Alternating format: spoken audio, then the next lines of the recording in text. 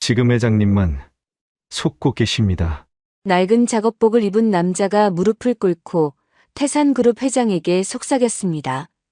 이 계약에 절대 사인하시면 안 됩니다.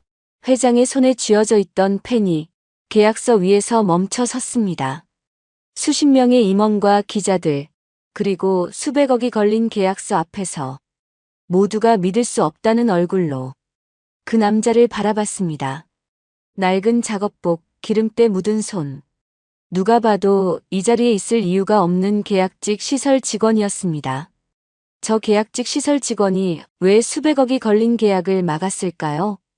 도대체 이 남자의 정체는 무엇일까요? 사연 시작 전 구독과 좋아요를 눌러주시고 어디서 듣고 계신지 댓글 남겨주시면 당신의 하루의 작은 기적이 깃들기를 바라겠습니다. 새벽 12시 40분이었습니다. 태성그룹 본사 건물 지하 복도에는 형광등 하나가 깜빡이고 있었습니다. 불빛이 들어왔다 나갔다 하는 통에 복도가 계속 어두워졌다 밝아졌다를 반복했습니다. 박준호는 그 복도 한가운데서 무릎을 꿇고 앉아 있었습니다. 손에는 낡은 공구를 쥐고 있었고요. 작업복 소매는 몇 번이나 빨아서 색이 다 바랬습니다. 팔꿈치 부분은 천이 닳아서 얇아져 있었습니다. 준호는 전기 배선한 문을 열고 안을 들여다보고 있었습니다. 땀이 이마를 타고 흘러내렸습니다. 닦을 겨를도 없이 계속 작업을 하고 있었습니다. 그때였습니다. 뒤쪽에서 발소리가 들렸습니다. 보안 요원이었습니다. 보안 요원은 손목시계를 힐끗 보더니 입을 열었습니다. 아직도 안 끝났어요? 목소리에 짜증이 가득했습니다. 당신 때문에 내가 퇴근을 못하잖아요. 준호는 고개를 들어 보안 요원을 올려다봤습니다. 죄송합니다. 거의 다 끝났습니다. 목소리가 작았습니다. 준호는 다시 고개를 숙이고 작업을 계속했습니다. 보안 요원은 비웃듯이 코웃음을 쳤습니다. 거의, 아까도 거의 끝났다면서요? 준호는 아무 말도 하지 못했습니다. 보안 요원은 계속 말을 이었습니다. 아, 진짜. 계약직은 이래서 안 돼요. 책임감도 없고.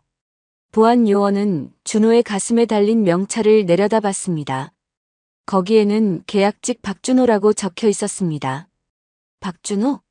몇 년째 계약직이에요? 3년? 5년? 준호는 여전히 대답하지 않았습니다.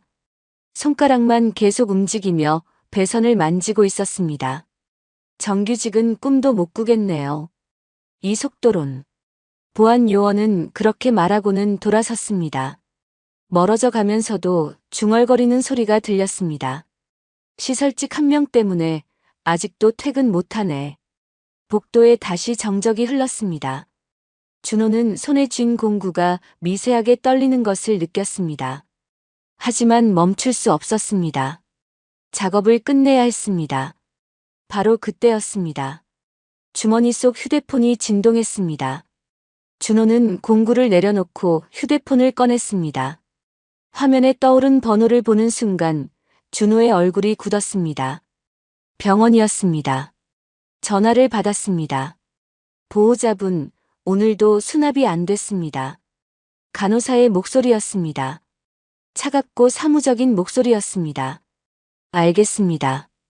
준호는 짧게 대답하고 전화를 끊었습니다. 더 이상 할 말이 없었습니다. 변명을 해봤자 달라지는 건 없었으니까요. 준호는 휴대폰을 다시 주머니에 넣고 천천히 일어섰습니다. 무릎을 꿇고 앉아 있었더니 다리가 저렸습니다. 몇 번 주물러야 감각이 돌아왔습니다. 일어서서 고개를 들었을 때였습니다. 복도 벽에 커다란 포스터가 눈에 들어왔습니다. 포스터에는 환하게 웃고 있는 회장의 얼굴이 있었습니다. 그 아래에는 큰 글씨로 이렇게 적혀 있었습니다. 연금 노후자금 운용 계약 서명식. 내일이면 서명식이 열린다는 뜻이었습니다. 포스터 속 회장은 밝게 웃고 있었지만 지금 준호가 서 있는 이 복도는 너무나 어두웠습니다. 그 대비가 묘하게 느껴졌습니다. 준호는 공구함을 들고 복도를 걸어가기 시작했습니다. 이제 정말 작업을 끝내고 퇴근해야 할 시간이었습니다. 그런데 이상했습니다. 평소에는 이 시간에 불이 꺼져 있어야 하는 곳에서 불빛이 새어나오고 있었습니다. 비상회의 준비실이었습니다. 문틈 사이로 희미한 불빛이 보였습니다. 이 시간에 준호는 무심코 발걸음을 멈췄습니다. 회의 준비실은 주로 낮에만 사용하는 곳이었습니다. 이렇게 한밤중에 불이 켜져 있는 경우는 거의 없었습니다. 준호는 조심스럽게 다가갔습니다. 그리고 문 쪽으로 귀를 기울였습니다. 안에서 목소리가 들렸습니다. 낮고 조급한 목소리였습니다. 그런데 이상했습니다. 한국말이 아니었습니다. 중국어였습니다. 서명만 받으면 끝입니다. 준호는 순간 온몸이 굳었습니다. 중국어였습니다. 분명히 중국어로 말하고 있었습니다.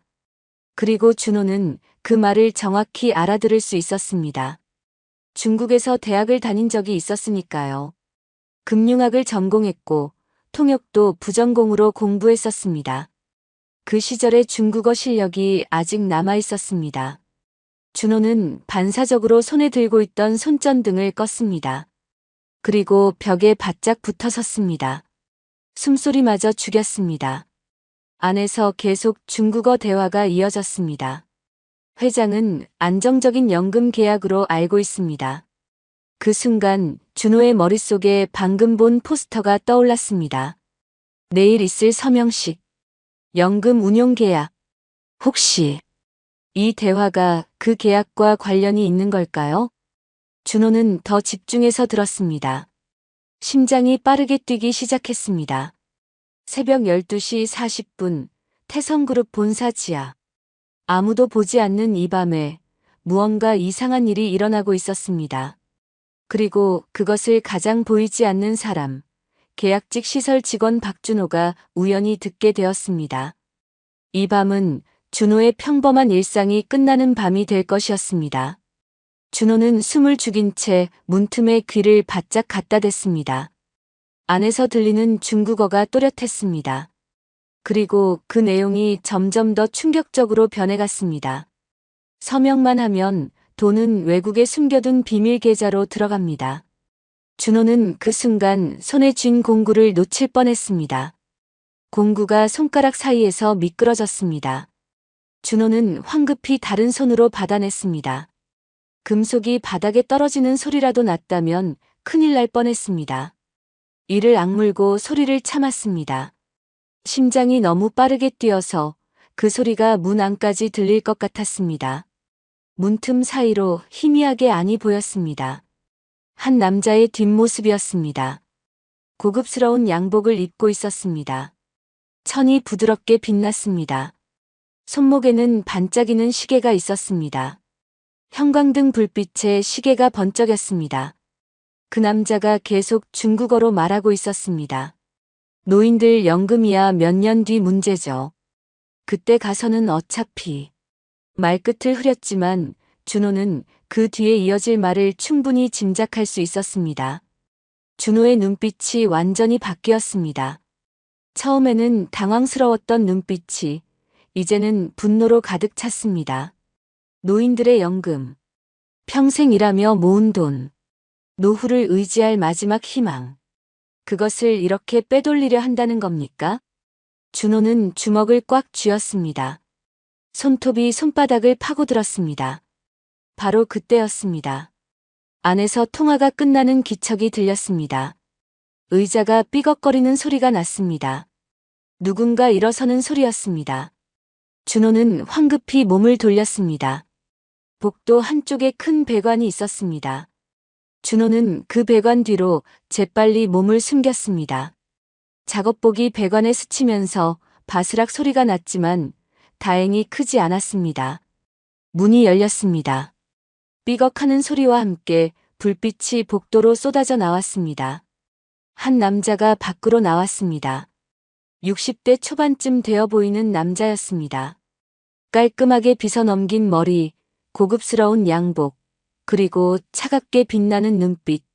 남자는 복도를 둘러봤습니다. 그러다가 어둠 속에서 무언가를 발견한 듯 움찔했습니다. 배관 뒤에 숨은 준호의 그림자가 희미하게 보였던 것입니다. 남자의 얼굴이 순간 긴장으로 굳었습니다. 누군가 있다는 걸 느낀 것이었습니다. 누구요? 날카로운 목소리였습니다. 남자는 몇 걸음 다가왔습니다. 준호는 숨을 멈췄습니다. 어떻게 해야 할까요? 도망쳐야 할까요? 아니면 그냥 나가야 할까요? 그때 남자의 시선이 준호의 작업복에 닿았습니다. 어둠 속에서도 그 낡은 천과 색바랜 소매가 보였습니다. 가슴에 명찰도 보였습니다. 남자의 얼굴이 순식간에 변했습니다. 긴장했던 표정이 사라지고 대신 무시하는 듯한 표정이 되었습니다. 시설직이구만. 중얼거리듯 말했습니다. 목소리에 경계심이 완전히 사라졌습니다. 괜히 놀랐다는 듯 코웃음을 쳤습니다. 남자는 준호의 이름표를 힐끗 보고는 그냥 지나쳤습니다. 계약직 시설 직원 따위는 신경 쓸 필요도 없다는 듯이요. 구두 소리가 복도에 울렸습니다. 규칙적인 발소리가 점점 멀어졌습니다. 준호는 배관 뒤에서 그대로 서 있었습니다. 발소리가 완전히 사라질 때까지 움직이지 않았습니다. 그리고 나서야 길게 숨을 내쉬었습니다. 이건 그냥 계약이 아니다. 준호는 혼잣말을 했습니다. 다리에 힘이 풀려서 배관의 등을 기댔습니다. 손이 계속 떨렸습니다. 복도는 다시 정막에 휩싸였습니다. 형광등만 여전히 깜빡이고 있었습니다. 준호는 방금 들은 중국어 단어들을 머릿속으로 다시 떠올렸습니다. 비밀 계좌, 자금 이동, 해외 송금 구조. 이 단어들은 분명히 어디선가 들어본 것들이었습니다. 그냥 일상적인 중국어가 아니었습니다. 전문적인 금융 용어였습니다. 그 순간 준호의 머릿속에 옛날 기억이 선명하게 떠올랐습니다. 중국 상하이의 한 대학교였습니다. 재경대학 금융학과 강의실이었죠. 준호가 23살이던 때였습니다.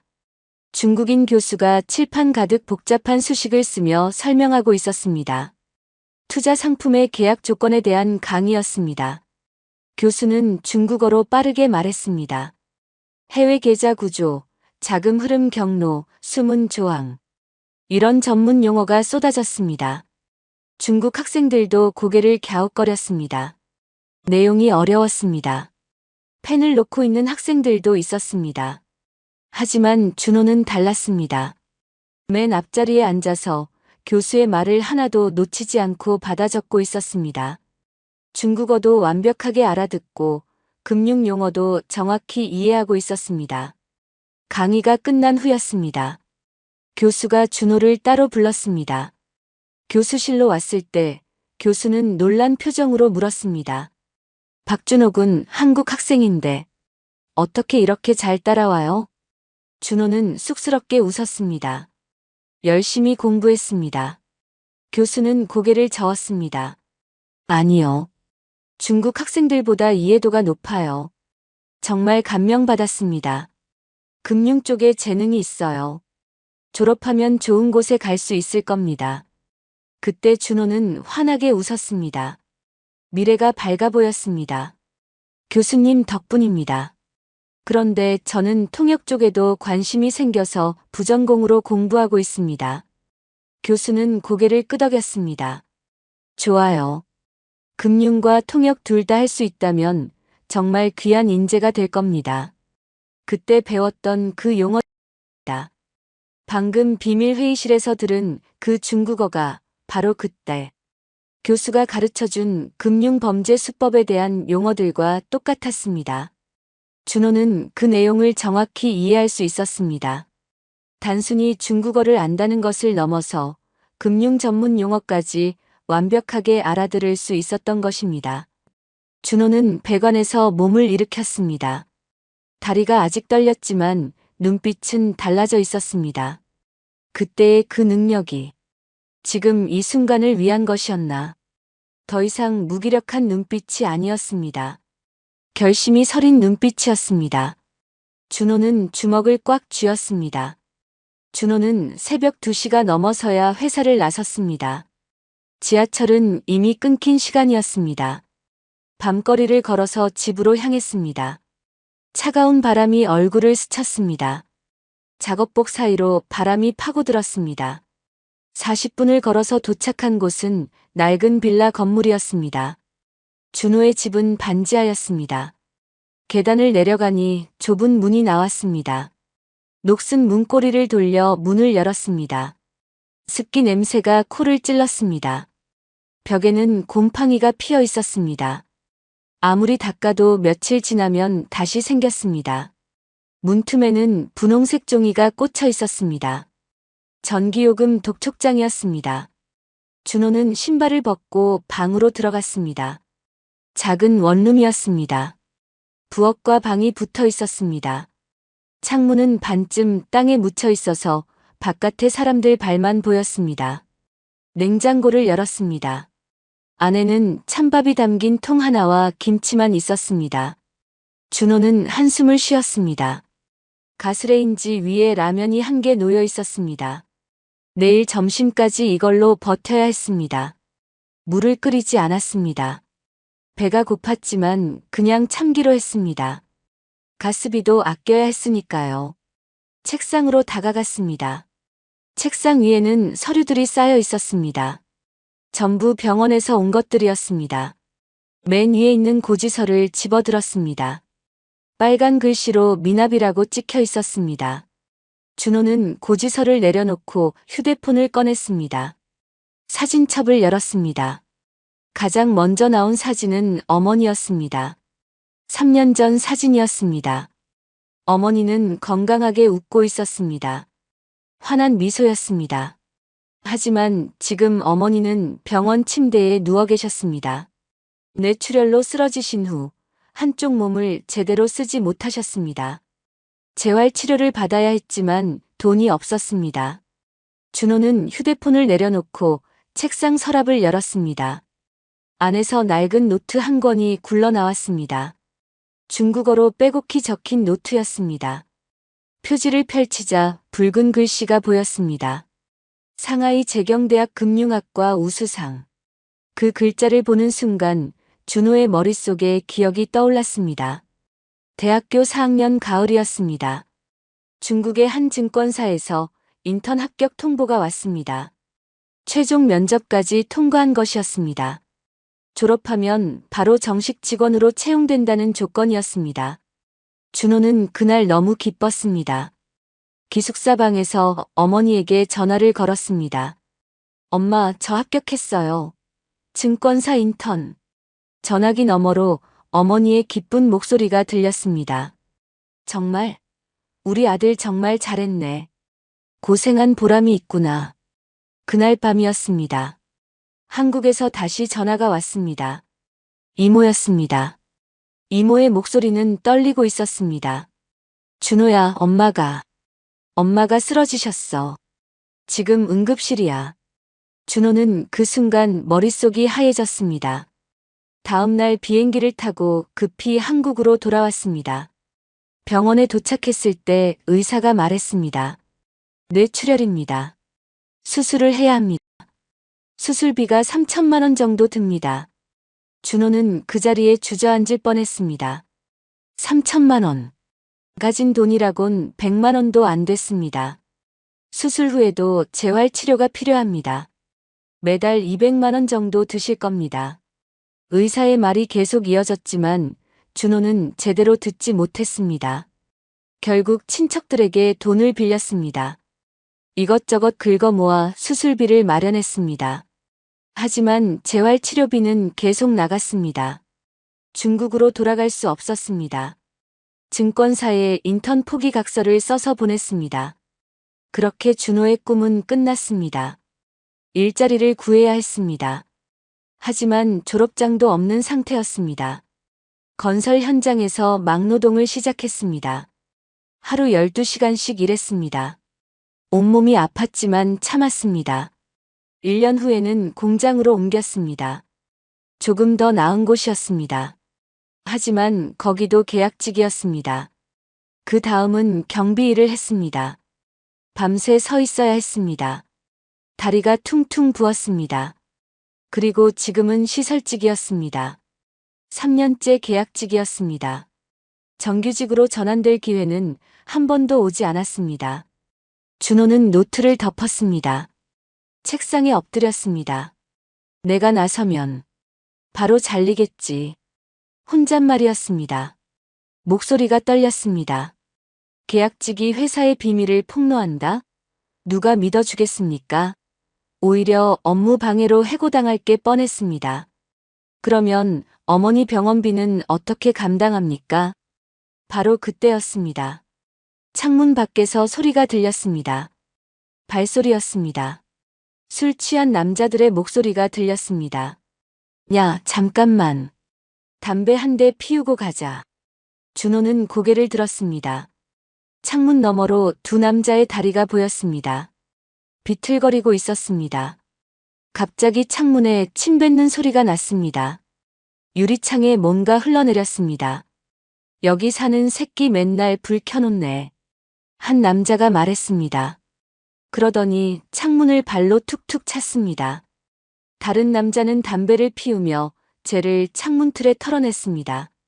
담배 연기가 창문 틈으로 들어왔습니다. 준호는 참다가 일어났습니다. 문을 열고 밖으로 나갔습니다. 계단을 올라가 남자들 앞에 섰습니다. 저기요, 담배 여기서 피우시면 안 됩니다. 목소리가 떨렸지만 최대한 침착하게 말했습니다. 남자들이 준호를 보고 비웃었습니다. 뭐? 너가 뭔데? 한 남자가 다가오며 준호의 어깨를 툭툭 쳤습니다. 손에 힘이 들어가 있었습니다. 준호의 몸이 뒤로 밀렸습니다. 피는 건 내 마음인데? 반지하에 사는 주제에 이래라 저래라야? 준호의 얼굴이 붉어졌습니다. 주먹을 꽉 쥐었습니다. 손톱이 손바닥을 파고들었습니다. 하지만 참았습니다. 싸우면 안 됐습니다. 경찰서에 가게 되면 회사에서 문제가 됩니다. 계약직은 그런 일로도 잘릴 수 있었습니다. 남자들은 웃으며 담배 연기를 준호 얼굴에 뿜었습니다. 매캐한 연기가 코와 입으로 들어왔습니다. 기침이 나올 것 같았지만 참았습니다. 형님들 기분 좋을 때 들어가 있어. 그 말을 듣는 순간이었습니다. 준호의 가슴이 무너지는 것 같았습니다. 옳은 말을 했는데도 비웃음을 당하고 있었습니다. 저항할 힘도 권리도 없었습니다. 반지하에 사는 계약직. 그게 준호의 전부였습니다. 준호는 떨리는 다리를 겨우 움직여 몸을 돌렸습니다. 고개를 숙인 채 계단을 내려갔습니다. 한 걸음 한 걸음 내디딜 때마다 가슴이 저렸습니다. 뒤에서 남자들이 킥킥거리며 웃는 소리가 들렸습니다. 문을 열고 방으로 들어갔습니다. 문을 닫는 순간 다리에서 힘이 쭉 빠졌습니다. 문에 등을 기댄 채 주저앉았습니다. 밖에서 남자들이 웃으며 지나가는 소리가 들렸습니다. 거지 같은 놈. 그 말이 문틈으로 스며들었습니다. 준호는 눈을 감았습니다. 주먹을 쥔 손이 계속 떨렸습니다. 분노인지 굴욕감인지 무력함인지 알 수 없었습니다. 아니, 전부였습니다. 준호는 떨리는 손으로 커튼을 바짝 당겼습니다. 불을 껐습니다. 어둠이 방을 가득 채웠습니다. 그 어둠 속에서 준호는 벽에 기대 앉았습니다. 숨을 죽였습니다. 울음이 터질 것 같았지만 참았습니다. 울 자격조차 없는 것 같았습니다. 대학까지 나왔지만 아무것도 할 수 없는 사람. 어머니도 지키지 못하는 사람. 술 취한 남자들에게 비웃음 당하는 사람. 준호는 무릎을 끌어안았습니다. 얼굴을 무릎에 묻었습니다. 잠이 오지 않았습니다. 천장을 멍하니 바라봤습니다. 머릿속에는 계속 같은 문장이 맴돌았습니다. 외국 비밀 계좌. 노인들의 연금이 사라진다는 것. 그걸 알면서도 아무것도 하지 않는다는 것. 하지만 내가 할 수 있는 게 뭐가 있을까요?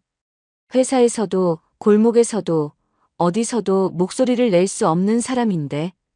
준호는 눈을 감았습니다. 하지만 잠들 수 없었습니다. 다음 날 아침이었습니다. 준호는 거의 잠을 이루지 못했습니다. 새벽 5시에 일어나 씻고 나왔습니다. 거울을 보니 눈 밑에 다크서클이 짙게 내려앉아 있었습니다. 출근 시간은 오전 8시였지만 준호는 7시에 회사에 도착했습니다. 일찍 가서 일을 시작하는 게 습관이었습니다. 그래야 상사들에게 찍히지 않았으니까요. 회사 로비에 들어서자 분위기가 평소와 달랐습니다. 사람들이 분주하게 오가고 있었습니다. 대형 현수막이 걸려 있었습니다. 연금 노후자금 운용계약 서명식을 축하합니다라고 쓰여 있었습니다. 준호는 그 현수막을 올려다봤습니다. 가슴이 답답했습니다. 내일이면 서명식이었습니다. 그러면 모든 게 끝나는 것입니다. 지하로 내려가 작업복으로 갈아입었습니다. 오늘은 본관 건물 냉난방 점검 일정이 잡혀 있었습니다. 회장실이 있는 층도 포함되어 있었습니다. 점심시간이 되었습니다. 준호는 구내식당으로 갔습니다. 식판을 들고 줄을 섰습니다. 앞에 선 직원들이 서로 이야기를 나누고 있었습니다. 내일 서명식 때문에 난리도 아니야. 그러게. 우리 팀은 오늘 밤샘 각오해야 한대. 준호는 아무 말 없이 밥을 받았습니다. 구석진 테이블로 갔습니다. 혼자 앉는 자리였습니다. 옆 테이블에서도 직원들이 계속 이야기하고 있었습니다. 근데 이번 계약 진짜 대단한 거래. 노인들 연금을 안정적으로 운용한다잖아. 회장님 정말 대단하신 것 같아. 이런 좋은 일을 생각하시다니. 비서실장님도 몇 달 동안 준비하셨대. 밤낮 없이 일하셨다던데. 준호는 숟가락을 든 손이 멈췄습니다. 밥이 목으로 넘어가지 않았습니다. 억지로 물을 마시며 삼켰습니다. 식사를 마치고 다시 일을 시작했습니다. 오후 3시쯤 회장실이 있는 15층으로 올라갔습니다. 냉난방 점검을 해야 했습니다. 복도는 조용했습니다. 두꺼운 카펫이 깔려 있어서 발소리가 나지 않았습니다. 이곳은 지하와는 완전히 다른 세계였습니다. 준호는 복도 한쪽 벽에 있는 냉난방 제어 장치 앞에 섰습니다. 공구함을 열고 점검을 시작했습니다. 바로 옆이 회장실이었습니다. 그때였습니다. 회장실 문이 열렸습니다. 준호는 고개를 들지 않고 점검을 계속했습니다. 계약직 시설 직원이 고개를 든다는 건 실례였으니까요. 기석 씨, 이번 계약 당신이 없었으면 못했어요. 여자 목소리였습니다. 나이든 여성의 목소리였지만 힘이 있었습니다. 회장 윤서연이었습니다. 회장님을 위해서라면 당연한 일입니다. 남자 목소리가 대답했습니다. 어젯밤 비상회의실에서 중국어로 통화하던 그 목소리였습니다. 한기석 비서실장이었습니다. 준호의 손이 미세하게 떨렸습니다. 하지만 계속 점검하는 척했습니다. 30년. 당신은 내 가족이나 다름없어요. 회장의 목소리가 들렸습니다. 따뜻한 목소리였습니다. 진심이 담긴 목소리였습니다. 준호는 눈을 들어 슬쩍 옆을 봤습니다. 회장이 비서실장의 손을 두 손으로 꼭 잡고 있었습니다. 비서실장은 고개를 숙이고 있었습니다. 회장님, 과분한 말씀입니다. 아니에요. 정말 고마워요. 이번 계약으로 많은 노인들이 편안한 노후를 보낼 수 있을 거예요. 회장의 얼굴에는 밝은 미소가 있었습니다. 진심으로 좋은 일을 한다고 믿고 있는 표정이었습니다. 준호는 가슴이 무너지는 것 같았습니다. 회장은 아무것도 모르고 있었습니다. 30년을 함께한 사람을 완전히 믿고 있었습니다. 저 사람을. 회장님은 전부 믿고 계시구나. 준호는 작게 중얼거렸습니다. 주먹을 꽉 쥐었습니다. 두 사람이 복도를 걸어 멀어졌습니다. 엘리베이터를 타고 내려가는 소리가 들렸습니다. 준호는 고개를 들었습니다. 복도가 비어 있었습니다. 그때였습니다. 준호는 문득 생각했습니다. 지금이 기회일지도 모른다고요. 회장도 비서실장도 없는 지금이요. 준호는 주변을 살폈습니다. 복도에는 아무도 없었습니다. 심장이 빠르게 뛰기 시작했습니다. 비서실 문으로 다가갔습니다.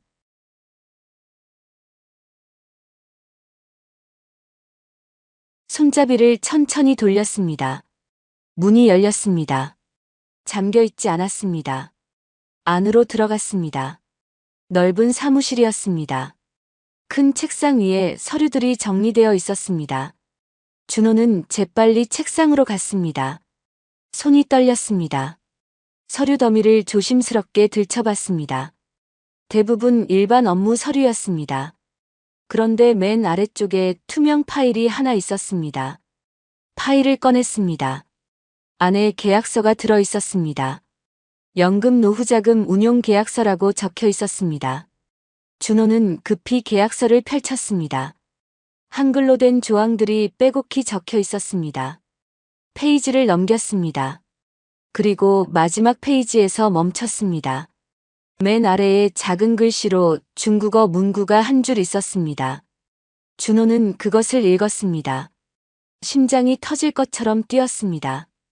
해외 지정 계좌로 자동 이체. 어젯밤 들었던 그 내용과 정확히 일치했습니다. 준호는 복도를 향해 귀를 기울였습니다. 발소리가 들렸습니다. 누군가 오고 있었습니다. 서둘러 계약서를 접었습니다. 작업복 안주머니에 넣었습니다. 종이가 구겨지는 소리가 났지만 어쩔 수 없었습니다. 투명 파일은 원래 자리에 다시 놓았습니다. 발소리가 가까워졌습니다. 준호는 재빨리 문 쪽으로 갔습니다. 문을 열고 밖으로 나왔습니다. 복도에 직원 한 명이 걸어오고 있었습니다. 준호는 냉난방 제어 장치 앞으로 돌아갔습니다. 공구를 들고 점검하는 척했습니다. 뭐 하세요? 직원이 물었습니다.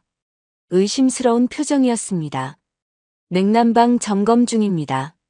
준호는 최대한 침착하게 대답했습니다. 목소리가 떨리지 않도록 애썼습니다. 직원은 준호를 한 번 더 쳐다보고는 지나갔습니다. 준호는 안도의 한숨을 쉬었습니다. 등에 식은땀이 흘렀습니다. 점검을 마친 척하고 공구함을 들었습니다. 복도를 걸어 나왔습니다. 엘리베이터를 타고 지하로 내려갔습니다. 지하 창고에 도착했습니다. 아무도 없는 곳이었습니다. 준호는 주머니에서 계약서를 꺼냈습니다. 손이 떨렸습니다. 증거였습니다. 이건 명백한 증거였습니다. 준호는 계약서를 조심스럽게 펼쳐서 비닐봉지에 넣었습니다. 구겨지지 않게 조심했습니다. 그리고 오래된 공구함 맨 밑에 숨겼습니다. 더 이상 외면할 수 없다. 준호는 공구함을 닫으며 혼잣말을 했습니다. 돌이킬 수 없는 길로 들어서고 있었습니다. 그날 저녁이었습니다. 준호는 퇴근 시간이 되어도 회사를 나가지 않았습니다. 지하 창고에 숨겨둔 계약서가 계속 신경 쓰였습니다.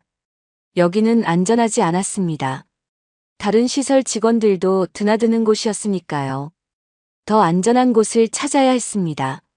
준호는 공구함을 들고 건물 안을 걸었습니다. 머릿속으로 건물 구조를 떠올렸습니다. 3년 동안 이 건물 구석구석을 점검하며 다녔습니다. 아무도 모르는 곳이 분명히 있을 것입니다. 그때 생각났습니다. 옥상이었습니다. 옥상 급수 탱크 아래에 작은 점검실이 있었습니다. 몇 년 전에 한 번 들어가 본 적이 있었습니다.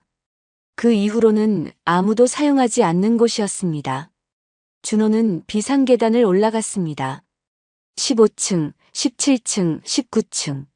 숨이 차올랐지만 멈추지 않았습니다. 마침내 옥상 문에 도착했습니다. 문을 밀었습니다. 무거운 철문이 삐걱거리며 열렸습니다. 차가운 바람이 얼굴을 스쳤습니다. 이미 해가 저물어 어두웠습니다. 옥상 한가운데 커다란 급수 탱크가 있었습니다. 준호는 탱크 뒤쪽으로 갔습니다. 거기에 낮은 철문이 하나 있었습니다. 점검실 입구였습니다. 문 앞에 낡은 자물쇠가 걸려 있었습니다. 녹이 잔뜩 슬어 있었습니다. 준호는 주머니에서 열쇠 꾸러미를 꺼냈습니다. 몇 년 전에 사용했던 열쇠가 아직 있었습니다. 열쇠를 자물쇠에 넣었습니다. 돌렸습니다. 뻑뻑했습니다. 녹 때문에 잘 돌아가지 않았습니다. 힘을 주었습니다. 딸깍. 자물쇠가 열렸습니다. 문을 열고 안으로 들어갔습니다. 손전등을 켰습니다. 좁은 공간이 드러났습니다. 천장이 낮아서 허리를 굽혀야 했습니다. 먼지가 가득했습니다. 공기가 탁했습니다. 한쪽 구석에 오래된 공구함이 놓여 있었습니다. 몇 년 동안 아무도 손대지 않은 것 같았습니다. 준호는 안으로 들어가 문을 닫았습니다. 완전히 차단된 공간이었습니다. 밖에서는 절대 알 수 없는 곳이었습니다. 여기면 안전하겠어. 준호는 바닥에 앉았습니다. 작업복 주머니에서 계약서를 꺼냈습니다. 손전등 불빛으로 다시 한번 확인했습니다. 중국어 문구가 선명했습니다. 해외 지정 계좌로 자동 이체. 이것만으로는 부족했습니다. 어젯밤 들었던 중국어 통화 내용도 기록해야 했습니다. 준호는 주머니에서 작은 수첩과 펜을 꺼냈습니다. 늘 가지고 다니는 작업 수첩이었습니다. 점검 내역을 적는 용도였지만 오늘은 다른 용도로 써야 했습니다. 수첩을 펼쳤습니다. 펜을 들었습니다. 손이 떨렸습니다. 심호흡을 했습니다. 떨리는 손으로 글씨를 쓰기 시작했습니다. 새벽 12시 40분 비상회의 준비실. 먼저 시간과 장소를 적었습니다. 그 다음 들었던 대화 내용을 적었습니다. 회장은 안정적인 연금 계약으로 알고 있습니다. 펜 끝이 떨려서 글씨가 삐뚤빼뚤했습니다. 지우고 다시 썼습니다. 정확해야 했습니다. 한 글자라도 틀리면 안 됐습니다. 서명만 하면 외국 비밀 계좌로. 손전등 불빛이 흔들렸습니다. 무릎 위에 올려놓았던 손전등이 미끄러진 것입니다. 다시 위치를 잡았습니다. 노인들 연금이야 몇 년 뒤 문제죠. 그 문장을 쓰는 순간 준호는 다시 분노가 치밀었습니다. 하지만 참았습니다. 지금은 감정을 억눌러야 했습니다. 정확하게 기록하는 게 먼저였습니다. 한참을 써내려갔습니다.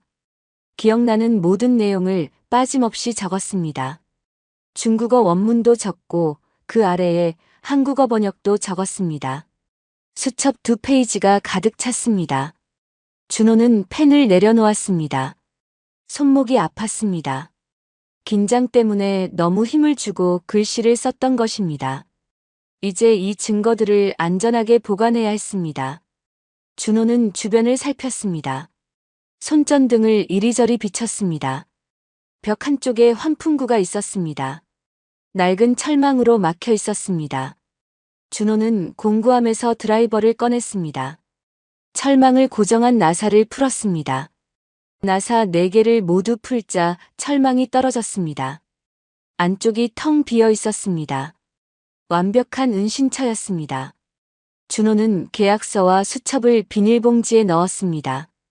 공기가 들어가지 않게 꼼꼼히 봉했습니다. 습기로부터 보호해야 했으니까요. 비닐봉지를 환풍구 안쪽 깊숙이 밀어 넣었습니다. 손이 닿지 않을 정도로 깊이 넣었습니다. 그리고 철망을 다시 끼웠습니다. 나사를 조였습니다. 완벽했습니다.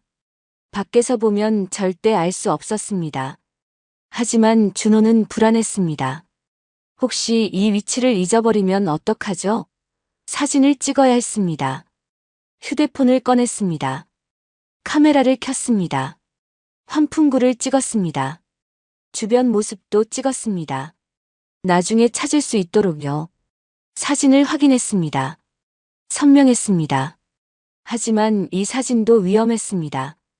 누군가 휴대폰을 보면 들킬 수 있었습니다. 준호는 사진을 삭제했습니다. 머릿속으로 위치를 외웠습니다. 환풍구 왼쪽에서 2번째, 바닥에서 50cm 높이. 계속 반복해서 외웠습니다. 그때였습니다. 밖에서 소리가 들렸습니다. 발소리였습니다. 누군가 옥상으로 올라오고 있었습니다. 준호는 재빨리 손전등을 껐습니다. 어둠 속에서 숨을 죽였습니다. 발소리가 가까워졌습니다. 여기 왜 이렇게 어두워? 남자 목소리였습니다. 경비였습니다. 손전등 불빛이 급수탱크 주변을 비쳤습니다. 점검실 쪽으로 다가오는 것 같았습니다. 준호는 가슴이 철렁했습니다. 하지만 경비는 멀리서만 확인하고 돌아갔습니다. 발소리가 멀어졌습니다. 옥상 문이 닫히는 소리가 들렸습니다. 준호는 긴 한숨을 쉬었습니다. 땀이 등을 타고 흘렀습니다. 10분 정도 더 기다렸습니다. 완전히 조용해졌을 때 준호는 조심스럽게 문을 열었습니다. 밖을 살폈습니다. 아무도 없었습니다. 점검실을 나왔습니다. 자물쇠를 다시 잠갔습니다. 열쇠를 주머니 깊숙이 넣었습니다. 비상계단을 내려갔습니다. 다리가 후들거렸습니다. 하지만 해냈습니다. 증거를 안전하게 숨겼습니다. 지하로 내려와 작업복을 벗었습니다. 평상복으로 갈아입었습니다. 퇴근 시간이 훨씬 지나 있었습니다. 회사를 나서는데 시계를 봤습니다. 밤 10시였습니다. 준호는 멈춰 섰습니다. 혹시 모릅니다. 한 번 더 확인해야 했습니다. 다시 건물 안으로 들어갔습니다. 경비실을 지나쳤습니다. 야근이세요? 경비가 물었습니다. 네, 점검 중입니다. 준호는 침착하게 대답했습니다. 경비는 고개를 끄덕였습니다. 다시 옥상으로 올라갔습니다. 점검실 문을 열었습니다. 환풍구를 확인했습니다. 철망은 제자리에 있었습니다. 흔들어 봤습니다. 견고했습니다. 여긴 나 말고 아무도 몰라. 준호는 안도의 한숨을 쉬었습니다. 이제 시작이었습니다. 길고 위험한 싸움의 시작이었습니다. 다음 날 아침이었습니다. 서명식 당일이었습니다. 준호는 새벽 5시에 일어났습니다. 사실 제대로 잠을 잔 것도 아니었습니다. 1시간 정도 눈을 붙였을까요? 계속 뒤척이다가 결국 일어났습니다. 씻고 옷을 입었습니다. 거울을 봤습니다. 얼굴이 창백했습니다. 눈은 충혈되어 있었습니다. 찬물로 얼굴을 여러 번 씻었습니다. 정신을 차려야 했습니다. 오늘은 실수할 수 없었습니다. 새벽 5시 반 집을 나섰습니다. 거리는 아직 어두웠습니다. 가로등 불빛만 희미하게 길을 비추고 있었습니다. 차가운 공기가 폐를 파고들었습니다. 편의점에 들렀습니다.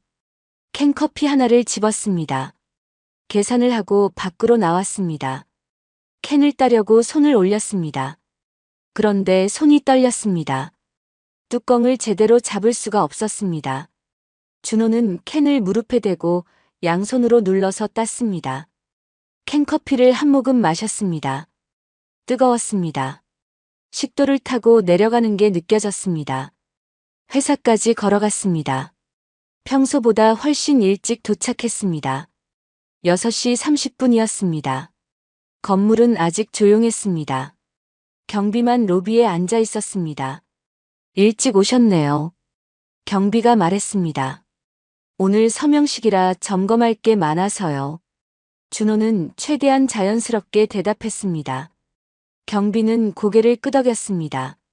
지하로 내려가 작업복으로 갈아입었습니다. 공구함을 챙겼습니다. 그리고 서류 가방에서 종이 한 장을 꺼냈습니다. 냉난방 점검 작업 지시서였습니다. 어제 미리 작성해둔 것이었습니다. 서명식이 열리는 12층 대회의실로 향했습니다. 엘리베이터를 타고 올라갔습니다. 복도를 걸었습니다. 발소리가 유난히 크게 들렸습니다. 대회의실 앞에 도착했습니다. 문을 열었습니다. 넓은 회의실이었습니다. 긴 테이블이 놓여 있었고 의자들이 빙 둘러 배치되어 있었습니다. 준호는 회의실 뒤편으로 갔습니다. 거기에 냉난방 제어 장치가 있었습니다. 공구함을 내려놓았습니다. 작업 지시서를 테이블 한쪽에 펼쳐 놓았습니다. 누가 물어보면 보여줄 수 있게요. 점검하는 척하며 자리를 잡았습니다. 이 위치면 회의실 전체가 보였습니다. 테이블도 서명할 자리도 모두 눈에 들어왔습니다. 시간이 흘렀습니다. 8시가 되자 직원들이 하나둘 들어오기 시작했습니다. 서명식 준비를 하는 사람들이었습니다. 꽃다발을 놓고 현수막을 걸고 의자 위치를 조정했습니다. 아무도 뒤편에 있는 준호에게 신경 쓰지 않았습니다. 준호는 투명 인간이 된 것 같았습니다. 10시가 되었습니다. 해외 관계자들이 도착했습니다. 고급스러운 정장을 입은 사람들이었습니다. 3명이었습니다. 영어와 중국어를 섞어가며 대화했습니다. 준호는 귀를 기울였습니다. 중국어가 들렸습니다. 하지만 일상적인 대화였습니다. 날씨 이야기, 호텔 이야기. 별 내용이 없었습니다. 11시가 되었습니다. 임원들이 입장하기 시작했습니다. 정장을 차려입은 사람들이 줄지어 들어왔습니다. 각자 자리에 앉았습니다. 그리고 비서실장이 들어왔습니다. 한기석이었습니다. 회색 양복을 입고 있었습니다. 넥타이는 짙은 남색이었습니다. 얼굴에는 미소가 있었습니다. 여유로운 미소였습니다. 비서실장은 해외 관계자들에게 다가갔습니다. 악수를 나눴습니다. 그리고 중국어로 말했습니다. 오늘 끝냅시다. 준호의 온몸이 굳었습니다. 그 목소리, 그 억양, 어젯밤 들었던 것과 똑같았습니다. 준호는 공구함을 열고 공구를 꺼냈습니다. 손으로 만지작거렸습니다. 점검하는 척했습니다. 하지만 귀는 계속 회의실 쪽으로 향해 있었습니다. 11시 30분이었습니다. 회의실 문이 다시 열렸습니다. 이번에는 분위기가 달랐습니다. 모두가 일어섰습니다. 회장이 들어왔습니다. 윤서연 회장이었습니다. 흰색 정장을 입고 있었습니다. 머리는 단정하게 올려 묶었습니다. 얼굴에는 환한 미소가 있었습니다. 여러분, 오늘이 정말 뜻깊은 날입니다. 회장의 목소리가 회의실에 울렸습니다. 밝고 따뜻한 목소리였습니다. 이번 계약으로 많은 어르신들이 안정적인 노후를 보낼 수 있게 됩니다. 우리 회사가 사회에 기여할 수 있는 기회를 주신 모든 분들께 감사드립니다. 박수 소리가 터졌습니다. 임원들이 박수를 쳤습니다. 해외 관계자들도 박수를 쳤습니다. 준호는 공구를 쥔 손에 힘을 주었습니다. 손이 떨렸습니다. 저 사람들은 모릅니다. 이 계약이 무엇인지, 무슨 일이 벌어질지. 회장이 테이블 앞에 섰습니다. 비서실장이 파란색 파일을 가져왔습니다. 파일을 열었습니다. 안에 계약서가 들어 있었습니다. 계약서를 테이블 위에 펼쳤습니다. 여러 장이었습니다. 하얀 종이 위에 빼곡한 글씨들이 보였습니다. 회장이 펜을 집었습니다. 금색 펜이었습니다. 햇빛에 반짝였습니다. 펜 끝이 서명란 위로 내려갔습니다. 준호의 심장이 미친 듯이 뛰었습니다. 쿵쾅쿵쾅. 온 회의실에 들릴 것 같았습니다. 귀에서 윙윙 소리가 났습니다. 그때였습니다. 비서실장의 시선이 잠깐 준호 쪽으로 왔습니다. 1초도 안 되는 순간이었습니다. 하지만 준호는 그 시선을 느꼈습니다. 비서실장은 금방 시선을 돌렸습니다. 시설직 따위는 신경 쓸 필요가 없다는 듯이요. 회장의 손이 움직였습니다. 펜 끝이 종이에 닿으려고 했습니다. 지금 아니면 끝이다. 준호는 마음속으로 중얼거렸습니다. 다리에 힘을 주었습니다. 일어서려고 했습니다. 하지만 몸이 움직이지 않았습니다. 무릎이 떨렸습니다. 발이 땅에 붙은 것처럼 무거웠습니다. 회장의 펜이 점점 더 종이에 가까워졌습니다. 준호는 이를 악물었습니다. 주먹을 쥐었습니다. 그리고 한 걸음 앞으로 내딛었습니다. 준호는 회의실 뒤편에서 한 걸음 앞으로 나섰습니다. 다리가 후들거렸습니다. 하지만 멈출 수 없었습니다. 2걸음, 3걸음. 회장이 앉아있는 테이블 쪽으로 걸어갔습니다. 작업복 자락이 바람에 흔들렸습니다. 구두 소리가 회의실에 울렸습니다. 사람들이 고개를 돌렸습니다. 누군가 걸어오는 소리에 주목한 것입니다. 한 임원이 인상을 찌푸리며 말했습니다. 지금 뭐 하는 거야? 시설직이. 목소리에 짜증이 섞여 있었습니다. 중요한 순간을 방해받은 것에 대한 불쾌함이었습니다. 준호는 멈추지 않았습니다. 회장 바로 옆까지 다가갔습니다. 테이블과 회장 사이, 그 좁은 공간으로 들어갔습니다. 회장이 고개를 들어 준호를 올려다봤습니다. 놀란 표정이었습니다. 펜을 든 손이 공중에서 멈췄습니다. 준호는 무릎을 꿇었습니다. 바닥에 무릎이 닿는 소리가 났습니다. 그리고 회장의 귀에 얼굴을 가까이 했습니다. 회장님. 작은 목소리였습니다. 하지만 또렷했습니다. 떨렸지만 분명했습니다. 지금 회장님만 속고 계십니다. 회장의 눈이 커졌습니다. 펜을 쥔 손이 미세하게 떨렸습니다. 준호는 계속 말했습니다. 귓속말이었습니다. 하지만 절박했습니다. 이 계약은 연금을 지키는 계약이 아닙니다. 회의실이 술렁이기 시작했습니다. 사람들이 웅성거렸습니다. 무슨 일인지 몰라 당황하는 표정들이었습니다. 비서실장이 벌떡 일어났습니다. 의자가 뒤로 밀리며 소리를 냈습니다. 얼굴이 굳어 있었습니다. 지금 무슨 짓이야? 목소리가 날카로웠습니다. 당황과 분노가 섞여 있었습니다. 하지만 준호는 멈추지 않았습니다. 계속 회장의 귀에 대고 말했습니다. 노인들 연금이 외국 비밀 계좌로 빠져나갑니다. 회장의 손에서 펜이 떨어질 뻔했습니다. 황급히 다시 잡았습니다. 준호는 마지막 말을 했습니다. 제가 직접 들었습니다. 중국어로. 회장이 준호의 얼굴을 똑바로 봤습니다. 눈과 눈이 마주쳤습니다. 회장의 눈빛이 변했습니다. 처음의 놀람이 이제는 의심과 혼란으로 바뀌었습니다. 비서실장이 테이블을 돌아 다가왔습니다. 준호의 어깨를 잡으려고 손을 뻗었습니다. 회장님, 이 청년은 계약직입니다. 분명 오해입니다. 목소리가 급했습니다. 평소의 침착함은 온데간데 없었습니다. 해외 관계자들도 웅성거렸습니다. 중국어와 영어가 섞여 들렸습니다. 무슨 일이냐고 묻는 소리, 당황하는 소리가 들렸습니다. 회장은 천천히 펜을 내려다봤습니다. 그 금색 펜을. 방금 전까지 서명하려던 바로 그 펜을. 회의실에 침묵이 흘렀습니다. 길고 무거운 침묵이었습니다. 시계 소리만 똑딱똑딱 들렸습니다. 아무도 말하지 않았습니다. 아무도 움직이지 않았습니다. 모두가 회장을 바라봤습니다. 준호는 여전히 무릎을 꿇은 채였습니다. 고개를 숙이고 있었습니다. 심장이 터질 것처럼 뛰었습니다. 회장이 펜을 테이블 위에 내려놓았습니다.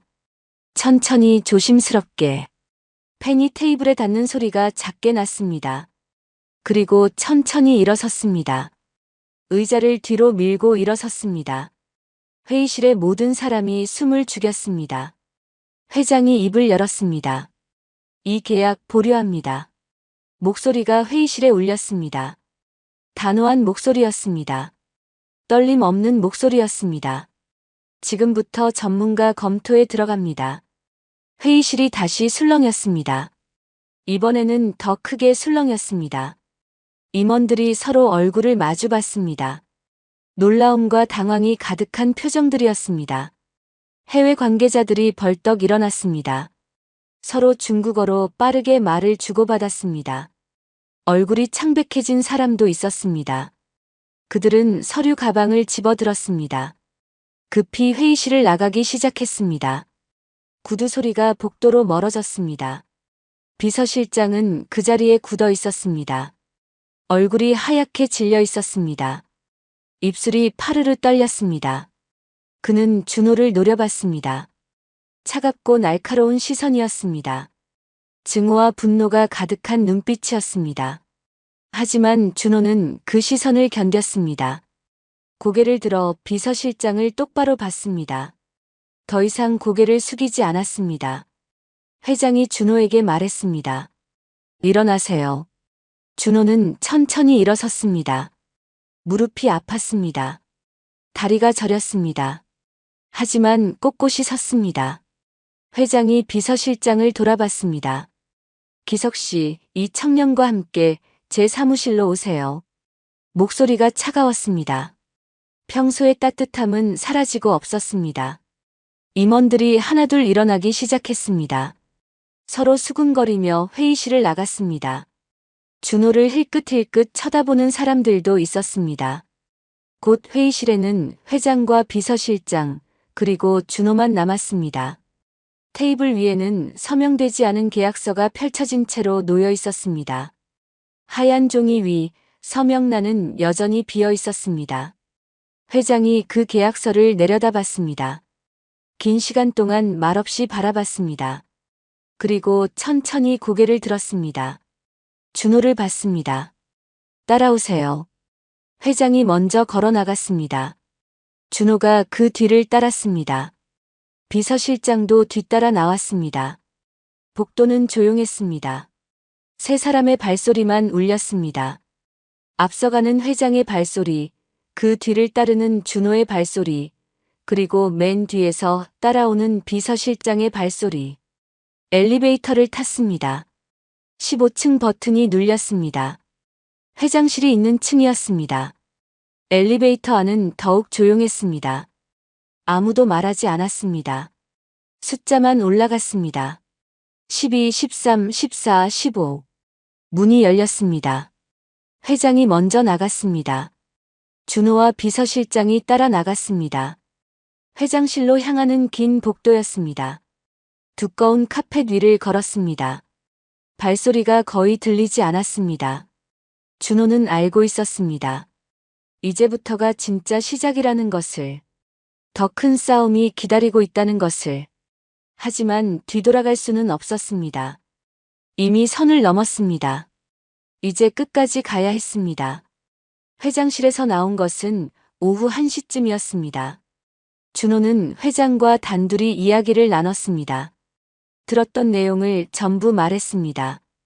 회장은 아무 말 없이 들었습니다. 표정이 점점 굳어졌습니다. 비서실장은 회장실 밖에서 기다렸습니다. 문이 닫혀 있어서 안의 대화는 들리지 않았습니다. 하지만 그는 계속 시계를 봤습니다. 초조한 표정이었습니다. 준호가 회장실을 나왔을 때 비서실장은 이미 사라지고 없었습니다. 오후 3시였습니다. 준호는 지하 휴게실에 있었습니다. 작업복을 벗고 평상복으로 갈아입으려던 참이었습니다. 휴대폰이 울렸습니다. 회사 내선 전화였습니다. 인사팀이었습니다. 박준호 씨, 지금 당장 인사팀으로 올라오세요. 차갑고 딱딱한 목소리였습니다. 준호는 숨을 깊이 들이마셨습니다. 예상했던 일이었습니다. 하지만 막상 닥치니 가슴이 철렁했습니다. 엘리베이터를 타고 올라갔습니다. 복도를 걸었습니다.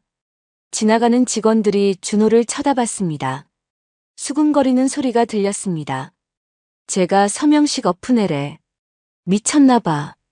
계약직 주제에. 이제 끝났지 뭐. 준호는 고개를 숙이고 걸었습니다. 귀가 따갑게 들렸지만 애써 무시했습니다. 인사팀 문을 열고 들어갔습니다. 인사팀장이 책상 뒤에 앉아 있었습니다. 표정이 차갑게 굳어 있었습니다. 앉으세요. 준호는 의자에 앉았습니다. 등받이에 기대지 않고 꼿꼿이 앉았습니다. 인사팀장이 서류 하나를 내밀었습니다. 계약 해지 통보서입니다. 서명하세요. 준호는 서류를 내려다봤습니다. 업무 방해 및 회사 이미지 훼손이라고 적혀 있었습니다. 회사에 피해를 줬습니다. 계약직으로서 월권 행위를 했고요. 인사팀장의 목소리가 계속 이어졌습니다. 출입증은 지금 당장 반납하세요. 사물함도 10분 안에 비우시고요. 준호는 펜을 집었습니다. 손이 떨렸습니다. 하지만 서명란에 이름을 썼습니다. 박준호.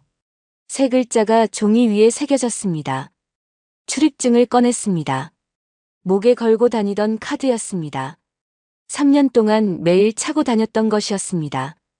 책상 위에 내려놓았습니다. 10분 안에 나가시면 됩니다.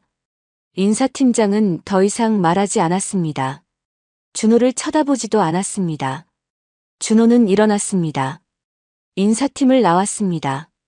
지하로 내려갔습니다. 사물함을 열었습니다. 안에는 여벌 작업복 하나, 낡은 운동화 한 켤레, 그리고 컵라면 몇 개가 전부였습니다. 비닐봉지에 담았습니다. 옆 사물함을 쓰던 동료가 지나가다 멈췄습니다. 형, 진짜 그만두는 거예요? 준호는 고개를 끄덕였습니다. 말이 나오지 않았습니다. 형, 고생했어요. 동료는 그렇게 말하고 돌아섰습니다. 더 이상 말을 붙이지 않았습니다. 계약직끼리는 그랬습니다. 너무 친해지면 안 됐습니다. 언제 누가 잘릴지 모르니까요. 준호는 비닐봉지를 들고 로비로 향했습니다. 마지막으로 건물을 나가는 길이었습니다. 로비를 지나는데 앞에서 누군가 걸어왔습니다. 비서실장이었습니다. 두 사람의 시선이 마주쳤습니다. 비서실장의 눈빛은 차가웠습니다. 얼음처럼 차가운 눈빛이었습니다. 그는 준호 옆을 그냥 스쳐 지나갔습니다. 어깨가 살짝 부딪혔습니다. 일부러 그런 것 같았습니다. 준호는 뒤돌아보지 않았습니다. 계속 앞으로 걸었습니다. 회전문을 밀고 밖으로 나갔습니다. 차가운 바람이 얼굴을 때렸습니다. 이제 이 건물은 더 이상 준호의 일터가 아니었습니다. 지하철역으로 걸어갔습니다. 계단을 내려가 전철을 탔습니다. 빈자리에 앉았습니다. 창밖을 멍하니 바라봤습니다. 어두운 터널이 계속 이어졌습니다. 가끔 여기 나타났다가 다시 어둠 속으로 사라졌습니다. 유리창에 비친 자기 얼굴이 보였습니다. 초췌한 얼굴이었습니다. 눈밑은 까맣게 그을렸고 입술은 바짝 말라 있었습니다. 휴대폰이 울렸습니다. 모르는 번호였습니다. 준호는 잠시 망설이다가 전화를 받았습니다. 여보세요? 박준호 씨. 남자 목소리였습니다. 하지만 이상했습니다. 목소리가 변조되어 있었습니다. 기계음처럼 들렸습니다. 증거를 내놓으세요. 준호는 온몸이 굳었습니다. 전철 안이었지만 갑자기 주변이 조용해진 것 같았습니다. 뭘 믿고 그렇게 행동합니까? 목소리가 계속 이어졌습니다. 내 말 한마디면 자네, 지금보다 훨씬 더 힘든 인생 살게 됩니다. 건설 현장도 못 들어가요. 경비 자리도 없어요. 반지하 월세도 못 내게 만들 수 있어요. 준호는 아무 말도 하지 못했습니다. 입술이 떨렸지만 소리가 나오지 않았습니다. 그때 휴대폰에 문자가 왔습니다. 사진이었습니다. 병원이었습니다. 어머니가 계신 병원이었습니다. 병실 창문이 찍혀 있었습니다. 창밖에서 찍은 각도였습니다. 누군가 밖에서 지켜보고 있다는 뜻이었습니다. 준호의 손이 떨렸습니다. 휴대폰을 떨어뜨릴 뻔했습니다. 전화 목소리가 다시 들렸습니다. 끝까지 가면 책임질 수 있겠어요? 또 문자가 왔습니다. 어머니 병원비 우리가 내줄 수도 있어요. 지금 현명한 선택하면 정규직도 가능합니다. 잘 생각하세요. 오늘 밤 12시까지. 전화가 끊겼습니다. 뚜마이너스 하는 소리만 남았습니다. 준호는 다음 역에서 급히 내렸습니다. 플랫폼에 서서 휴대폰을 쥐고 있었습니다. 지나가는 사람들이 준호를 힐끗거렸습니다. 준호는 길가에 주저앉았습니다. 무릎을 끌어안았습니다. 이걸 넘기면 아무것도 안 남아. 혼잣말이었습니다. 목소리가 떨렸습니다. 하지만 어머니는요? 어머니가 위험합니다. 어머니를 어떻게 지킵니까? 준호는 어머니에게 전화를 걸었습니다. 연결음이 울렸습니다. 한 번, 두 번, 세 번. 하지만 받지 않았습니다. 끊겼습니다. 준호는 벌떡 일어났습니다. 병원으로 가야 했습니다. 지금 당장. 계단을 뛰어 올라갔습니다.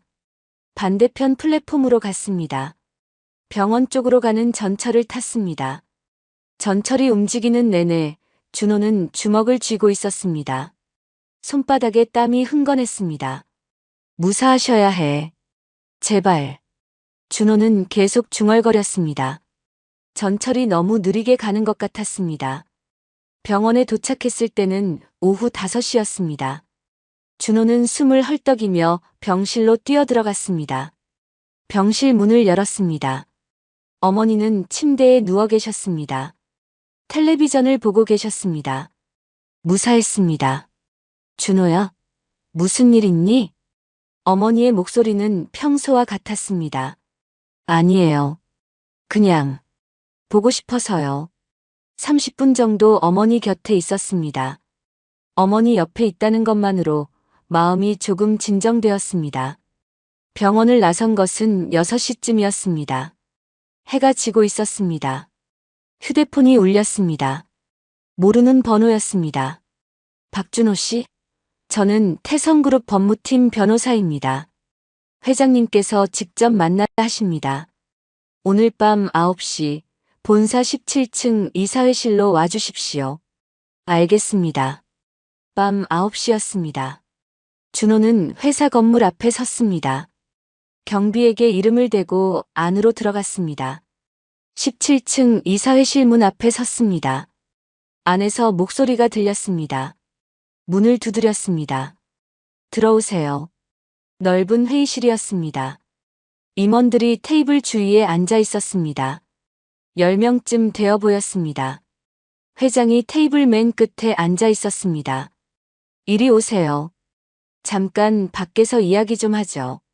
두 사람은 복도 한쪽 창가로 갔습니다. 회장이 준호를 돌아봤습니다. 젊은이 조금 알아봤어요. 중국 상하이 재경대학 금융학과 졸업에 통역 부전공까지. 성적도 우수했더군요. 금융 공부하다가 통역 쪽에도 관심이 생겨서요. 그런데 왜 시설직을 하고 있죠? 어머니가 갑작스럽게 아프셔서요. 졸업하고 중국 증권사 인턴 합격했었는데 귀국해야 했습니다. 회장의 눈빛이 달라졌습니다. 그래서 3년을 제가 할 수 있는 일을 했을 뿐입니다. 회장은 고개를 끄덕였습니다. 들어갑시다. 이사회실로 들어갔습니다. 비서실장이 테이블 반대편에 앉아 있었습니다. 얼굴은 침착해 보였습니다. 하지만 손이 미세하게 떨리고 있었습니다. 회장이 자리에 앉았습니다. 테이블을 천천히 둘러봤습니다. 그리고 마지막으로 비서실장을 봤습니다. 30년이었습니다. 회장이 이 회사를 일으킬 때부터 함께했던 사람이었습니다. 회장 곁을 단 한 번도 떠나지 않았습니다. 회장은 그를 믿었습니다. 가족처럼 믿었습니다. 딸보다 아들보다 더 많은 시간을 함께 보낸 사람이었습니다. 밤늦게 회사에 남아있을 때도, 해외 출장을 갈 때도, 힘든 결정을 내려야 할 때도 늘 옆에 있었던 사람이었습니다. 회장의 손이 테이블 위에서 가볍게 떨렸습니다. 아무도 눈치채지 못할 정도로 미세하게. 이 청년이 들은 말을 직접 듣겠습니다. 회장의 목소리는 평소와 달랐습니다. 떨림이 있었습니다. 비서실장이 입을 열었습니다. 회장님, 단순한 오해입니다. 이 청년은 계약직 시설 직원일 뿐입니다. 하지만 회장은 손을 들어 말을 막았습니다. 말해보세요. 준호는 숨을 깊이 들이마셨습니다. 제가 들은 중국어 통화 내용을 말씀드리겠습니다. 준호는 또박또박 말했습니다. 회장님은 이 계약이 안정적인 연금 계약이라고 알고 계십니다. 하지만 서명만 하면 돈은 외국에 숨겨둔 비밀 계좌로 들어갑니다. 노인들 연금이야 몇 년 뒤 문제니까 그때 가서는 어차피 늦습니다. 임원들 사이에서 웅성거림이 일었습니다. 시설직 직원이 이렇게 정확한 금융 용어를 구사하는 것에 놀란 것입니다. 회장의 얼굴이 점점 굳어갔습니다. 입술이 파르르 떨렸습니다. 평생 쌓아온 회사가 자신의 이름이 수십만 노인들을 속이는 도구로 쓰일 뻔했다는 사실에 온몸이 얼어붙었습니다. 준호는 주머니에서 계약서 사본을 꺼냈습니다. 테이블 위에 조심스럽게 올려놓았습니다. 이게 증거입니다. 법무팀 변호사가 계약서를 집어들었습니다. 페이지를 넘겼습니다. 맨 아래 작은 글씨로 적힌 중국어 문구를 봤습니다. 얼굴이 굳었습니다. 회장님, 이건. 계약서를 회장에게 건넸습니다. 회장이 계약서를 받아들었습니다. 손이 떨렸습니다. 종이를 잡은 손에 핏줄이 붉어졌습니다. 맨 아랫줄을 읽었습니다. 한 글자 한 글자 천천히. 해외 지정 계좌로 자동 이체. 회장의 목소리가 떨렸습니다. 계약서를 쥔 손에 힘이 들어갔습니다. 종이가 구겨졌습니다. 회장의 가슴이 무너져 내리는 것 같았습니다. 30년을 함께한 사람이, 가족처럼 믿었던 사람이 자신의 뒤통수를 쳤다는 것이 믿기지 않았습니다. 이건 명백한 횡령 구조입니다. 법무팀 변호사의 목소리가 회의실에 울렸습니다. 회장은 천천히 고개를 들었습니다. 비서실장을 봤습니다. 눈빛이 흔들렸습니다. 믿고 싶지 않았습니다. 아직도 오해였으면 좋겠다고 생각했습니다. 30년이라는 시간이 거짓말일 리 없다고 믿고 싶었습니다. 비서실장은 침착한 표정을 유지하려 했습니다. 하지만 이마에 땀이 맺혔습니다. 입술이 바짝 말라 있었습니다. 회장님, 오해입니다. 제가 왜 그런 짓을... 기석 씨. 회장이 그의 이름을 불렀습니다. 목소리가 낮았습니다. 떨렸습니다. 30년이었습니다. 회장은 계약서를 테이블 위에 내려놓았습니다. 두 손을 테이블에 올렸습니다. 손가락이 미세하게 떨렸습니다. 30년 동안 당신을 믿었습니다. 제 가족보다 더 많은 시간을 함께 보냈습니다. 회장의 목소리가 점점 커졌습니다. 하지만 분노가 아니었습니다. 슬픔이었습니다. 제 딸 결혼식 날도 당신은 회사에 남아서 일했습니다. 제가 아파서 쓰러졌을 때도 당신이 병원에 달려왔습니다. 명절에도 휴일에도 당신은 늘 제 옆에 있었습니다. 회장의 눈가가 붉어졌습니다. 71세 노인의 눈에 눈물이 맺혔습니다. 비서실장이 벌떡 일어났습니다. 의자가 뒤로 넘어갔습니다. 회장님, 저를 이렇게 의심하십니까? 30년을 함께한 사람을. 목소리가 높아졌습니다. 하지만 떨리고 있었습니다. 그럼 설명해 보세요. 회장도 천천히 일어났습니다. 비서실장을 똑바로 봤습니다. 이 계약서의 중국어 조항을 설명해 보세요. 이 청년이 들은 통화 내용을 설명해 보세요. 침묵이 흘렀습니다. 길고 무거운 침묵이었습니다. 비서실장은 입을 열었다 닫았다를 반복했습니다. 변명이 나오지 않았습니다. 얼굴이 점점 창백해졌습니다. 저는 회장님을 위해서, 나를 위해서. 회장의 목소리가 떨렸습니다. 수십만 노인들의 연금을 빼돌리는 게 나를 위한 겁니까? 평생 일하신 어르신들의 마지막 희망을 빼앗는 게 나를 위한 겁니까? 회장은 한 손으로 테이블을 짚었습니다. 다리에 힘이 풀린 것 같았습니다. 30년을 함께 했는데. 회장의 목소리가 끊어졌습니다. 다시 의자에 앉았습니다. 손으로 얼굴을 감쌌습니다.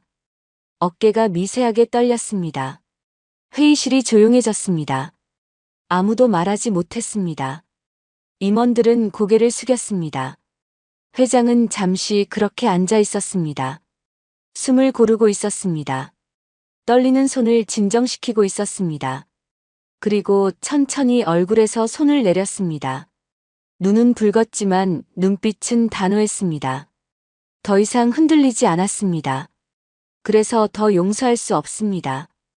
회장이 법무팀을 봤습니다. 계약 즉시 중단. 한기석 비서실장 즉각 해임. 지금 당장 수사기관에 연락하세요. 법무팀 변호사가 고개를 끄덕였습니다. 전화를 꺼냈습니다. 비서실장이 다시 일어났습니다. 테이블을 짚고 몸을 지탱했습니다. 회장님, 제게 기회를 주십시오. 제가 잘못했습니다. 목소리가 떨렸습니다. 침착함은 완전히 사라졌습니다. 얼굴이 창백했습니다. 이마에 땀이 줄줄 흘렀습니다. 저도 노후가 불안했습니다. 회장님처럼 부자가 아니니까요. 은퇴하면 아무것도 없을 것 같아서. 그래서 변명이었습니다. 하지만 회장은 고개를 저으며 단호하게 말했습니다. 그래서 수십만 명의 노후를 빼앗으려 했습니까? 당신보다 더 가난한 사람들의 마지막 희망을 짓밟으려 했습니까? 회장의 목소리는 차갑게 식어 있었습니다. 더 이상 흔들리지 않았습니다. 기석 씨, 당신은 제게 가장 소중한 사람이었습니다. 하지만 지금은 더 이상 당신을 알 수 없습니다. 30년이라는 시간이 무색하게 당신은 낯선 사람이 되어버렸습니다. 문이 열렸습니다. 2명의 경비가 들어왔습니다. 뒤이어 경찰도 들어왔습니다. 비서실장의 얼굴에서 마지막 남은 혈색마저 사라졌습니다. 다리가 휘청거렸습니다. 경비들이 비서실장의 양쪽 팔을 잡았습니다. 놓으세요. 저는 30년을. 비서실장이 소리쳤습니다. 목이 쉰 소리였습니다. 30년은 오늘 당신이 스스로 무너뜨렸습니다. 회장의 마지막 말이었습니다. 차갑고 단호했습니다. 경비들이 비서실장을 이끌고 나갔습니다. 경찰이 뒤따랐습니다. 문 밖으로 나가면서 비서실장은 준호를 봤습니다. 증오에 찬 눈빛이었습니다. 네가 뭔데? 네가 뭔데? 목소리가 점점 작아졌습니다. 복도로 멀어졌습니다. 엘리베이터 문이 닫히는 소리가 들렸습니다. 회의실 문이 닫혔습니다. 침묵이 흘렀습니다. 회장은 의자에 앉은 채 테이블을 내려다보고 있었습니다. 손을 꼭 쥐고 있었습니다. 떨림을 멈추려는 듯이. 임원 한 명이 조심스럽게 입을 열었습니다. 회장님. 하지만 회장은 손을 들어 말을 막았습니다. 오늘 회의는 여기까지입니다. 모두 돌아가세요. 임원들이 하나둘 일어났습니다. 조용히 회의실을 나갔습니다. 준호도 나가려고 했습니다. 잠깐만 계세요. 회장의 목소리였습니다. 임원들이 모두 나가고 회의실에는 회장과 준호만 남았습니다. 회장은 여전히 테이블을 내려다보고 있었습니다. 한참 동안 말이 없었습니다. 그리고 천천히 고개를 들었습니다. 준호를 봤습니다. 눈가가 붉었습니다. 고맙습니다. 목소리가 작았습니다. 떨렸습니다. 당신이 아니었다면 저는 평생 후회하며 살았을 겁니다. 제 이름으로, 제 회사로 수십만 명을 속이는 일이 벌어질 뻔했습니다. 준호는 고개를 숙였습니다. 제가 할 수 있는 일을 했을 뿐입니다. 회장은 창밖을 봤습니다. 어두운 밤하늘이었습니다. 30년을 함께한 사람에게 배신당한다는 게 이렇게 아픈 일인 줄 몰랐습니다. 준호는 아무 말도 하지 못했습니다. 회장의 아픔이 느껴졌습니다. 하지만 회장이 다시 준호를 봤습니다. 이번에는 미소가 있었습니다. 쓸쓸하지만 진심 어린 미소였습니다. 당신 같은 젊은이가 있다는 걸 알게 되어서 조금은 위로가 됩니다. 준호는 고개를 들어 회장을 봤습니다. 이 나라에 아직 희망이 있다는 걸 당신이 보여줬습니다. 회장이 천천히 일어났습니다. 들어가서 쉬세요. 내일 다시 뵙겠습니다. 준호는 고개를 숙여 인사했습니다. 그리고 회의실을 나왔습니다. 복도는 조용했습니다. 준호는 엘리베이터를 탔습니다. 거울에 비친 자기 모습을 봤습니다. 지친 얼굴이었습니다. 하지만 후회는 없었습니다. 모든 것이 끝났습니다. 아니, 이제 시작이었습니다. 3개월이 지났습니다. 연금 운용 계약은 전면 취소되었습니다. 수십만 노인들의 노후 자금은 지켜졌습니다. 비밀 계좌로 빠져나갈 뻔했던 돈은 모두 안전하게 보호되었습니다. 뉴스에서도 이 사건을 다뤘습니다. 하지만 준호의 이름은 나오지 않았습니다. 본인이 요청한 것이었습니다. 어느 월요일 아침이었습니다. 준호는 휴대폰에서 문자를 확인했습니다. 오늘 오전 10시 회장실로 와주시기 바랍니다. 준호는 옷장을 열었습니다. 몇 달 전에 샀던 정장이 걸려 있었습니다. 면접 볼 때 입으려고 산 것이었습니다. 한 번도 입어보지 못한 정장이었습니다. 정장을 꺼내 입었습니다. 거울을 봤습니다. 낯선 모습이었습니다. 회사에 도착했습니다. 로비를 지나 엘리베이터를 탔습니다. 15층 버튼을 눌렀습니다.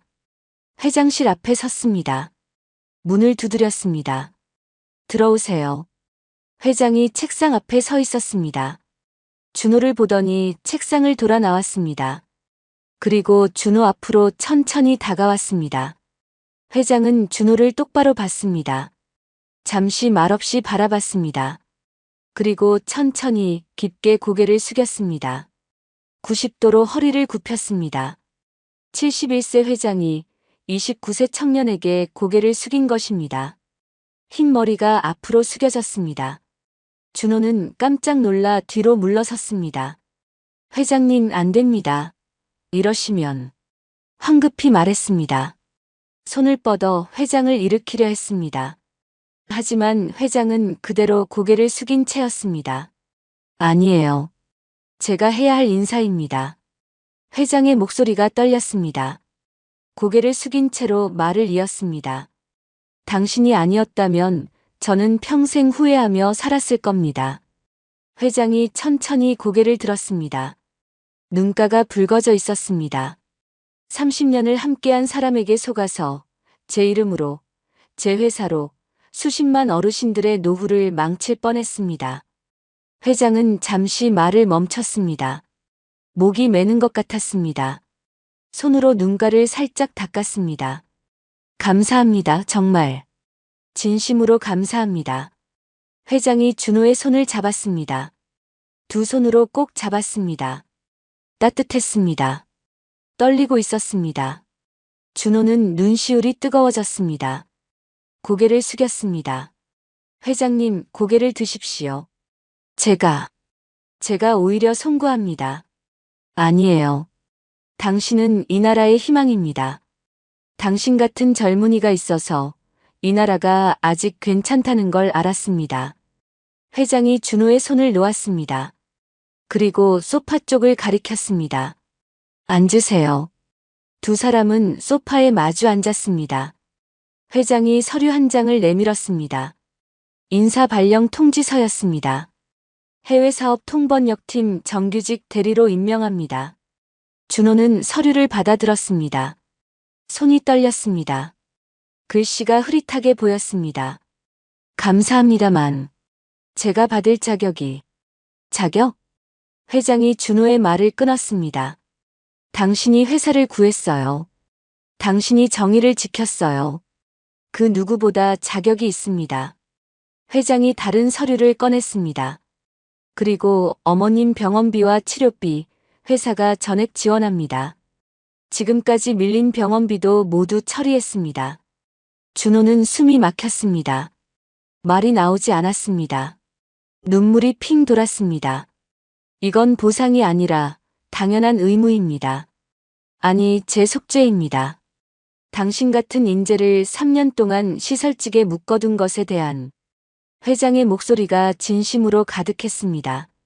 준호는 고개를 깊게 숙였습니다. 눈물이 떨어질 것 같아서 고개를 들 수 없었습니다. 고맙습니다. 정말 감사합니다. 그 말밖에 할 수 없었습니다. 첫 출근 전날 밤이었습니다. 준호는 병원을 찾았습니다. 어머니 병실로 들어갔습니다. 어머니는 재활 치료를 받고 돌아온 참이었습니다. 얼굴에 혈색이 돌았습니다. 회사 지원으로 제대로 된 치료를 받기 시작한 덕분이었습니다. 아들아, 고생 많았다. 어머니가 준호의 손을 잡았습니다. 눈가에 눈물이 맺혔습니다. 이제 괜찮아요. 걱정 마세요. 준호는 어머니의 손을 꼭 잡았습니다. 더 이상 병원비 걱정은 하지 않아도 되었습니다. 첫 출근 날 아침이었습니다. 준호는 편의점에 들렀습니다. 바카스 한 박스를 샀습니다. 20병이 들어 있었습니다. 회사에 일찍 도착했습니다. 새 사무실로 가기 전에 먼저 지하로 내려갔습니다. 시설팀 사무실이었습니다. 야간 근무를 마친 동료들이 옷을 갈아입고 있었습니다. 준호가 들어서자 모두 고개를 돌렸습니다. 형! 한 동료가 놀란 표정으로 말했습니다. 정장을 입은 준호를 보고 눈이 커졌습니다. 준호는 바카스 박스를 바닥에 내려놓았습니다. 하나씩 꺼내서 동료들에게 나눠줬습니다. 그동안 고생 많으셨습니다. 준호는 고개를 숙였습니다. 정장을 입고 있었지만 마음만은 여전히 그들과 같았습니다. 한 동료가 바카스를 받아들며 말했습니다. 형, 우리 자랑이에요. 목소리가 떨렸습니다. 다른 동료들도 고개를 끄덕였습니다. 우리도 언젠가. 다른 동료가 말끝을 흐렸습니다. 하지만 준호는 알았습니다. 그들도 희망을 품고 있다는 것을. 여러분 덕분에 제가 견뎠습니다. 혼자였다면 할 수 없었어요. 준호는 진심으로 말했습니다. 밤마다 함께 일하며 서로 의지했던 그 시간들이 있었기에 버틸 수 있었습니다. 동료들은 말없이 바카스를 들었습니다. 누군가는 웃었고 누군가는 고개를 끄덕였습니다. 지하를 나와 12층으로 올라갔습니다. 해외사업본부 사무실이었습니다. 엘리베이터 문이 열렸습니다. 깨끗한 복도였습니다. 두꺼운 카펫이 깔려 있었습니다.